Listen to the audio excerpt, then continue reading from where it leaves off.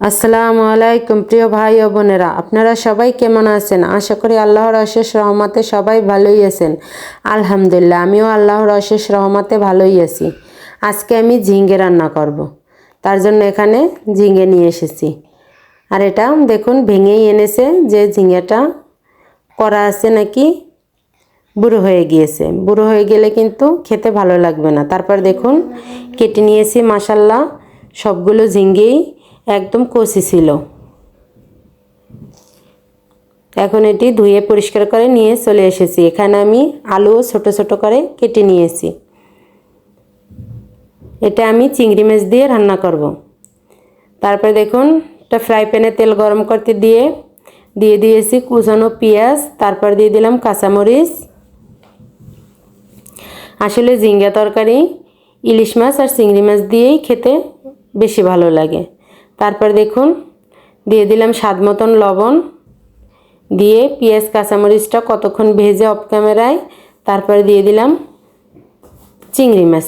চিংড়ি মাছগুলো একটু ভেজে নিব।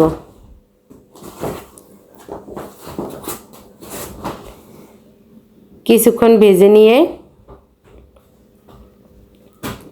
আমি এখন এর ভিতরেই দিয়ে দিব আলুগুলো। যেহেতু ঝিঙে সিদ্ধ হইতে দেরি লাগে না, তার জন্য আলুটা আমি তেলের ভিতরেই ভালো করে ভেজে নিব।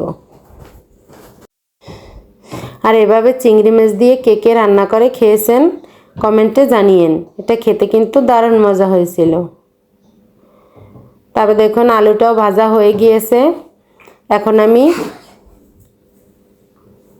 এর ভিতরে সব মশলা দিয়ে দিব। এখানে আমি দিয়ে দিলাম পরিমাণ মতো ধনিয়ার গুঁড়া,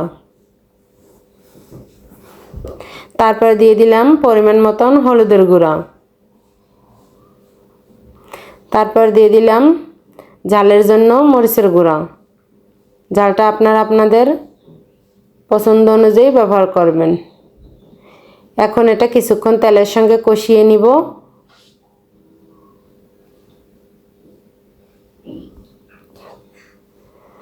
তারপরে একটু পানি দিয়ে কষিয়ে নেব। আর এই গরমে কিন্তু উপযুক্ত তরকারি, খুবই অল্প মশলায়। আমি তেলের পরিমাণটা একটু বেশি দিই, আপনারা চাইলে তেলের পরিমাণটা কমিয়ে দিতে পারেন। আমার কাছে কম তেল দিলে মনে হয় দেখতে ভালো লাগে না, খেতেও ভালো লাগে না। কিন্তু তেলটা কিন্তু কম খাওয়া স্বাস্থ্যের পক্ষে খুবই উপকারী, কিন্তু আমি কম তেল দিতে পারি না।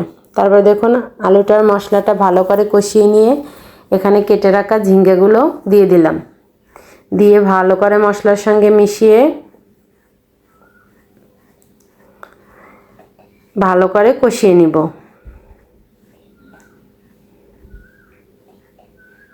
আমার নতুন পুরাতন সকল বন্ধুদেরকে জানাই অন্তরের অন্তঃস্থল থেকে অসংখ্য অসংখ্য ধন্যবাদ ও অনেক অনেক ভালোবাসা। অনেক ভাই বোনরা আছেন ভিডিওটি দেখেন কিন্তু একটা লাইক দিতে ভুলে যান। প্লিজ একটা লাইক দিয়ে ভিডিওটি কন্টিনিউ করবেন।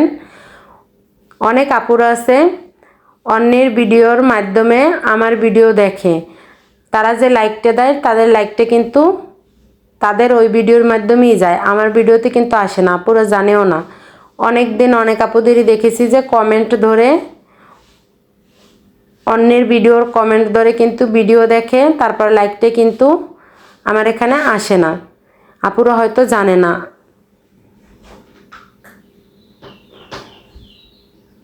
তবে দেখুন ভালো করে কিন্তু ঝিঙাটা আমি ঢেকে কষিয়ে নিয়েছি। তারপরে দিয়ে দিলাম এখানে পরিমাণ মতো সিদ্ধ হওয়ার জন্য আর ঝোলের জন্য পানি। আমি এটা একটু পাতলা ঝোল রাখবো, তার জন্য আপনারা যে রকমের ঝোল খাবেন আপনারা সেই পরিমাণ অনুযায়ী পানি ব্যবহার করবেন। দেখুন এটা কিন্তু সব কিছু ঝিঙে আলু সিদ্ধ হয়ে গেছে ভালো করে। আর মাশাআল্লাহ আমার রান্নাটা কিন্তু প্রায় হয়ে গিয়েছে।